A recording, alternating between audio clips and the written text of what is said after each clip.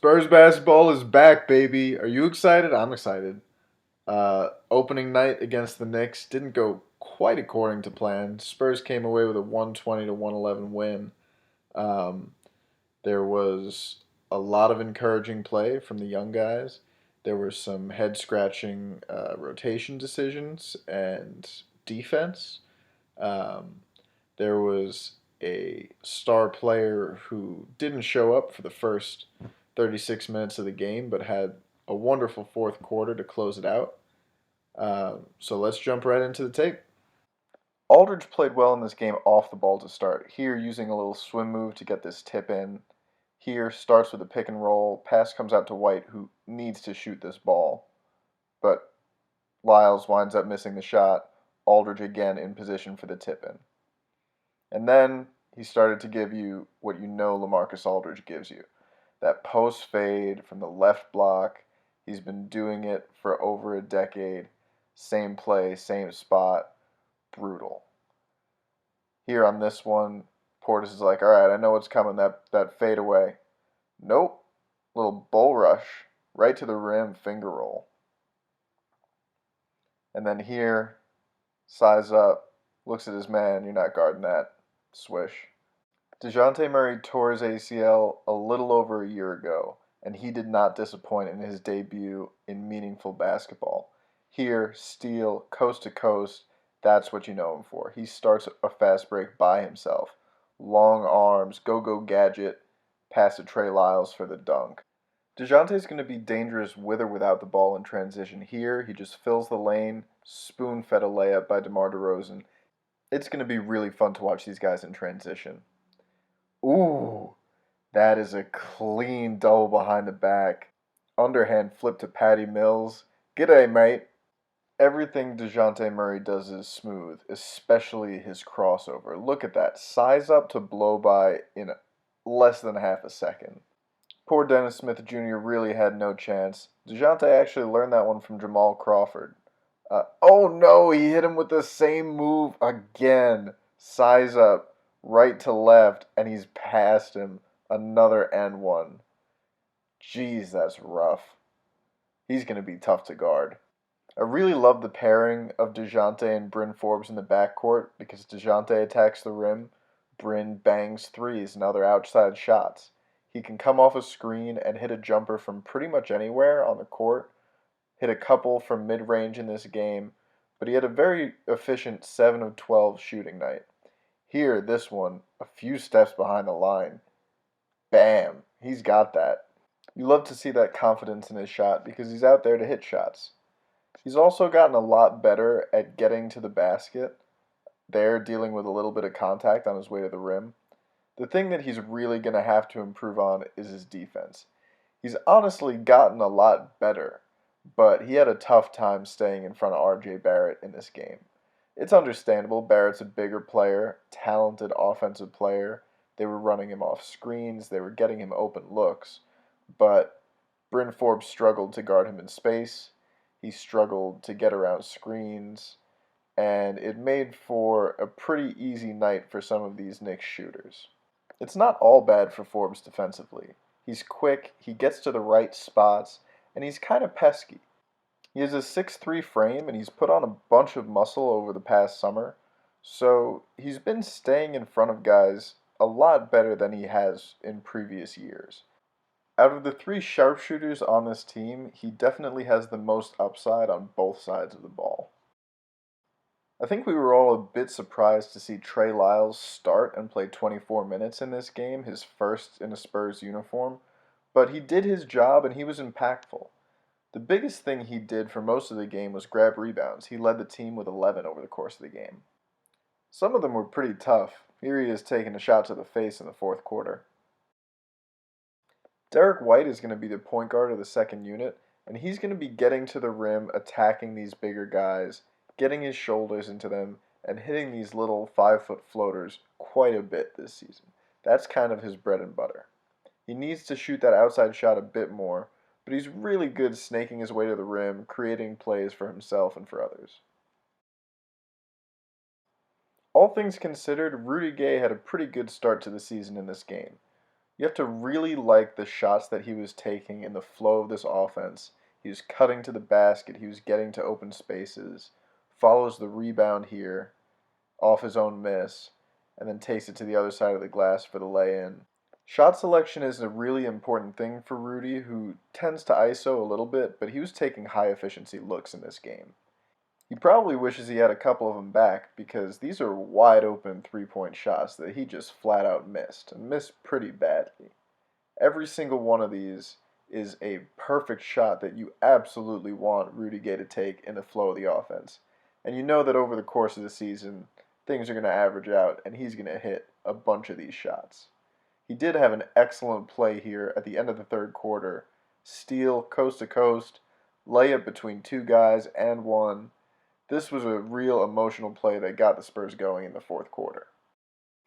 Big Yak isn't going to touch the ball very much, but when he does, he's going to be very effective with it. There on the dunk, anytime he catches it near the rim, you'd hope he does that. On these plays, you see he's mixing in, I wouldn't want to say mid-range, but a little bit of a floater game, which is nice for a big man to have on that short roll. Very Tiago Splitter of him. He's another guy who just does his job in the system on both ends. Patty Mills had a pretty rough game. Any Spurs possession that ends in Patty Mills running pick and roll, and more likely than not winding up with a semi-contested jump shot, is not a good possession for the Spurs. And there were too many possessions like that in this game. These are the kind of shots where you're fine with him taking them if he's hot, if he's hitting shots, but he wasn't. Patty Mills is at his best when he's catching and shooting, playing within himself, not forcing things, not dribbling the ball too much. And there's still a very important place for him in this offense on this team because of that. The area where Mills really runs into trouble is defense, and that's mostly because of his 6-foot frame. He just doesn't have the size to guard a ton of NBA players. He gets beat frequently by a lot of different dudes. But he also makes a lot of effort plays on the defensive end of the floor that go underappreciated because he's a bit of a sieve. He gets steals, he uses his active, quick hands to get deflections, gum up offensive plays from the opponents, and he's an intense competitor. He gets the guys going, he brings that fire. You love to see that. One guy who brings absolutely no intensity on the defensive end of the floor is Marco Bellinelli. And it's not just the intensity. He makes boneheaded plays for a veteran. Like, what are you doing? Why are you doubling there? The help wasn't necessary. He didn't go for a steal. All he did was let him know that there was a guy wide open on the perimeter. Oh, Madonna me. What are you doing, Marco? He doesn't have the physical tools or the athleticism to make up for it if he's a step slow in recognizing what play is coming. And he just doesn't show enough fight on this end of the floor. He has to give so much space to these guys because he doesn't have the speed to catch up to them. And it winds up in so many of these open shots. And it's really bad when that is combined with Patty on the perimeter and or Bryn Forbes, who both have their own problems. Marco plays traffic cone defense. We've known this for a long time. And we might see Lonnie Walker get some burn at that backup three because of it. He didn't play at all in the season opener. DeMar DeRozan started this game like he got concussed in the locker room. I have no idea what the issue was, but he looked bad for the first 3 quarters of this game. His shots missing badly. Here, start of the second half, maybe try to get going. Nope. Okay, that jumper's not working. What about a little floater? Air ball. Ugh. He also had a bit of a rough go defensively, and that kind of makes sense. Playing against a Knicks team with 15 power forwards, DeMar's a bit of an undersized 3, and he was matched up a lot of the night on Mook Morris, who had a wonderful revenge game against his former team that he never played for. He made a couple of mental mistakes, but he straight up got out-muscled. In addition to his poor shooting, he also made some really terrible turnovers. The Spurs had 21 turnovers as a team, and that resulted in 32 Knicks points. This is a terrible read by DeRozan. 4 guys in front of him. He should pull it out and pass there doesn't, takes an extra step into the trees, then turns it over when he has nowhere to go. He has a very frustrating tendency to turn the ball over that way. This is another really poor decision by DeRozan. Right here, he has a jump shot. That is a wide open look that he usually buries. Instead of just taking that, he drives a crowded lane, euros, gets in the air, and has no one to pass it to. Here's another drive, baseline, tiptoes, a little too much sauce on the pass to Jakob Poeltl, and of course, the Knicks go the other way again. Did I mention they had 32 points off of Spurs turnovers in this game? Dejounte also had 4 turnovers in this one. He did it twice on the same move in the first half, that little behind the back move. This one, just a bit of an errant pass. Once again, the Knicks get out in transition. The Knicks attack Bryn Forbes. The Knicks finish. Dejounte is going to have some turnovers like this. When you're traveling at high speeds, accidents happen. LaMarcus Aldridge also had 4 turnovers in this game, and some were particularly LaMarcus Aldridge of him. This one at the top of the arc, the little travel, he's done that so many times, and it drives me nuts every single time. Here, doubled in the post, loses control. Again, in the post, tries to pass out of a double, pass gets deflected, Knicks get out in transition, yada yada yada. A lot of these turnovers were just little timing things between guys who definitely need to get more reps in together. But man, the transition defense was awful. If you're going to turn it over 21 times, you got to play a little bit better in transition defense. And the Spurs did not do that. Every single time they turned it over, it felt like the Knicks were rushing back with numbers, and no one was protecting the rim. As sloppy as the Spurs were, the Knicks deserve a lot of credit for playing physical, forcing the Spurs to make errors, and taking advantage when they did.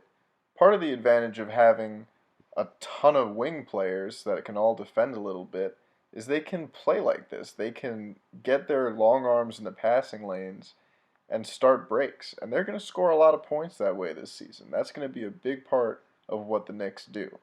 Still, it was a little bit disappointing to see the Spurs not put up very much of a fight once the ball started going the other way. I imagine Pop's film session being a bit louder and more profane than mine. You might have noticed, however, that none of those turnovers happened in the fourth quarter. That's when the Spurs actually took over and started to execute their game plan. It started with Dejounte Murray getting a steal, turning that steal into a fast break, passing to Rudy Gay, getting it back, layup, and one, good. Couple possessions later, crossover, snakes his way to the rim, lays it up off the glass against a big man. This kid is special. Then Bryn Forbes gets a double drag screen, pulls up for 3, nothing but the bottom. Now it's time to see if DeMar DeRozan has pulled his head out of his butt, and good move, all the way in, and one. Alright, there we go. He played smart, aggressive basketball in the fourth quarter, and that made a difference. He got to the rim, he got to the free throw line. It was DeMar at his most efficient.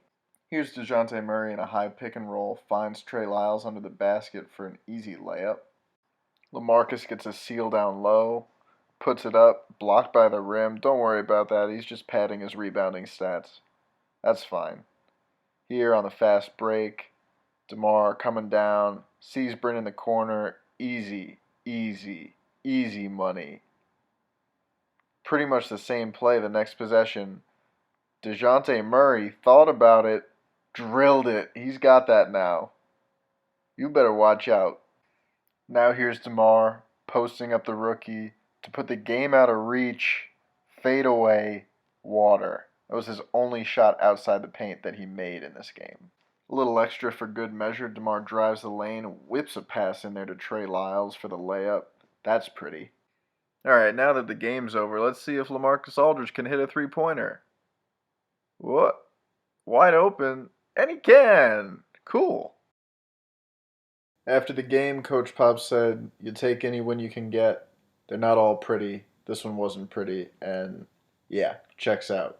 This was an ugly game. The Spurs, with all those empanadas, you have to trust that they're going to clean that up and that the guys are going to get into a better flow and they're going to not take quite so many individual risks and trust their teammates a little bit more. A couple of things to monitor. First, obviously, Trey Lyles in the starting lineup. He fits pretty well next to these guys because he doesn't need the ball very much. He does need to hit the outside shot a little bit better, but it'll be interesting to see if he keeps the starting job or if Pop wants to go big with Yak Pirtle, or maybe he wants to put Rudy Gay in the starting lineup. It'll be interesting to see how Pop manages that.